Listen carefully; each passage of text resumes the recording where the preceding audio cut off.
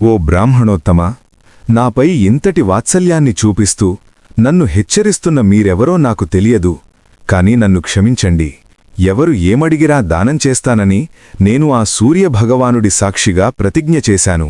ఒకవేళ ఆ దేవేంద్రుడే బ్రాహ్మణవేషంలో దిగివచ్చి నా కవచకుండలాలను అడిగినా నా ప్రాణసమానమైన వాటిని కోసి ఇవ్వడానికి నేను వెనుకాడను. అది నాకు అవమానం కాదు, సాక్షాత్తు ఇంద్రుడే నా దగ్గర చెయ్యి చాచడమనేది నాకు దక్కిన గౌరవం. అయితే స్వామీ, నా మనసులో ఒక చిన్న సందేహం. ఇంతగా నా క్షేమాన్ని కోరుకుంటున్న మీరు నాకు ఏమవుతారు? మీ అసలు రూపమేమిటో దయచేసి సెలవిస్తారా? కర్ణ, ఇది దేవరహస్యం. కాలమే నీకు అన్ని విషయాలు తెలియజేస్తుంది. నీ దాతృత్వానికి నేను అడ్డుపడను. కాని నాదొక చిన్న సలహా. ఒకవేళ నువ్వు కవచకుండలాలను దానం చేయడానికే సిద్ధపడితే దానికి బదులుగా ఇంద్రుడి దగ్గర ఉన్న అమోఘమైన శక్తి ఆయుధాన్ని అడగటం మర్చిపోకు. యుద్ధంలో వేలమంది శత్రువులను తుదముట్టించడానికి అది నీకు ఖచ్చితంగా అవసరమవుతుంది అని చెప్పి మాయమైపోతాడు.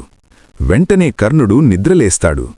ఆలోచనలతో అడవిలో నడుస్తుండగా తన ముందే నిలబడ్డాడు ఒక బ్రాహ్మణుడు.